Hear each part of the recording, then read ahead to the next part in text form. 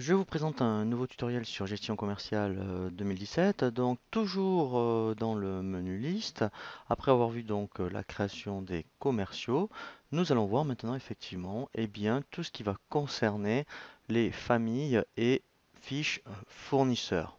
Alors, lorsque vous êtes dans le menu liste, vous avez accès uniquement à la fiche fournisseur. Donc, je vous invite à consulter le tutoriel sur la création des tables, je dirais, qui sont vraiment indispensables lorsque vous commencez sur cette gestion commerciale. Donc, sur le tutoriel de menu liste étape 1, où vous verrez donc dans les autres listes toutes les tables à mettre en place lorsque vous commencez. Donc, une fois qu'on a bien créé les familles fournisseurs dans les autres listes, on peut donc aborder une fiche fournisseur. Alors là, j'ai volontairement fait exprès d'être dans la société exemple pour avoir de la matière et vous donner vraiment toutes les informations à renseigner lorsqu'on est dans une fiche fournisseur. Donc si je rentre sur la fiche fournisseur ciel par exemple, donc dans un premier temps vous mettez le libellé. Ici, donc c'est vraiment ce qui concerne tout ce qui est juridique, le SIRET, voire le code APE. Et là, vous voyez, vous pouvez indiquer la famille à laquelle fait partie ce fournisseur. Donc ça serait intéressant au niveau des statistiques,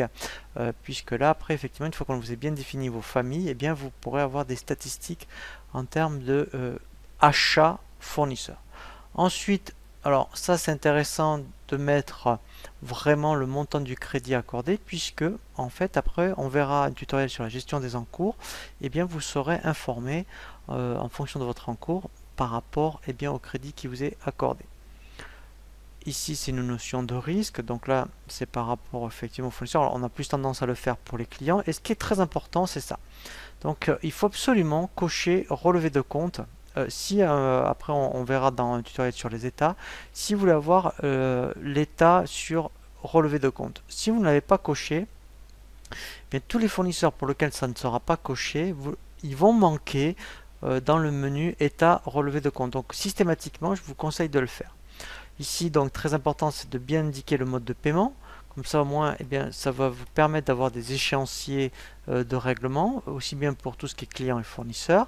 Ici, donc, c'est l'adresse, donc, dans un premier temps, de facturation. Vous avez, donc, ici, on peut rajouter autant d'adresses que l'on veut. Ça, c'est très intéressant quand on a du multisite. Si ici, vous avez créé toutes les adresses du fournisseur, eh bien, vous pourrez choisir, quand on est dans les documents d'achat, l'adresse à laquelle vous voulez être livré. Ensuite, donc l'onglet complément. Donc ça c'est très important pour la TVA. Donc il faut absolument, donc par défaut il est en local, c'est-à-dire donc c'est un fournisseur français. Si c'est un fournisseur CE ou hors CE, il faut absolument l'indiquer puisque par rapport au compte d'achat au niveau des articles, il ira bien chercher le compte, admettons 607 hors CE ou CE correspondant. Le code comptable, donc là il faudra bien mettre le compte 401 correspondant. Ensuite, si vous avez un taux de remise par défaut, vous pouvez le mettre ici. Comme ça, au moins, vous aurez directement votre remise. Et là, voilà. Donc là, il faut indiquer si vous êtes à la TVA au débit ou aux encaissements. Donc, puisque pour les achats, vous pouvez être aussi aux encaissements. Et là, très important, on l'avait vu dans la gestion d'affaires, et bien ici, vous pouvez très bien mettre, si vous achetez pour un client, et bien mettre par rapport à l'affaire du client. Contact, donc là, ce sont tous les contacts que vous avez chez ce fournisseur. La banque, là, c'est la banque du fournisseur, puisqu'après, on peut générer les fichiers de virement. Et observation, donc là, c'est tout ce qui est commentaire. Voilà, donc là, on a vraiment fait le tour au niveau de la fiche. Et après, vous verrez ce qui est intéressant, c'est que quand on reviendra effectivement sur les pièces, voilà, donc ici, eh bien, par rapport au fournisseur, vous avez, admettons, vous voyez des historiques. Donc là, vous aurez, admettons, les historiques de tout ce qui a été fait chez ce fournisseur en termes de règlement. Vous avez historique pièces là, et bien vous allez avoir tout l'historique des pièces d'achat, c'est-à-dire voilà, vous voyez des commandes, des BL, des factures s'il y en a, voilà, pour ce fournisseur, les statistiques d'achat. Voilà, donc là vous savez exactement donc tout ce que vous avez acheté, donc tout ce qui est en cours, vous voyez, voilà, et là ce sont tous les, voilà, par rapport aux articles, les quantités commandées, voilà, donc là c'est tous les articles.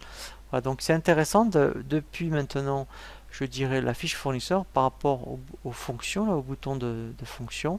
Vous pouvez même faire des règlements fournisseurs directement ici. Voilà, vous avez même par rapport à des objectifs. Voilà, donc là, c'est vrai que maintenant, on peut directement, à partir d'une fiche fournisseur, bien, procéder à pas mal, je dirais, de fonctions et de procédures comme les règlements et tout ce qui est historique.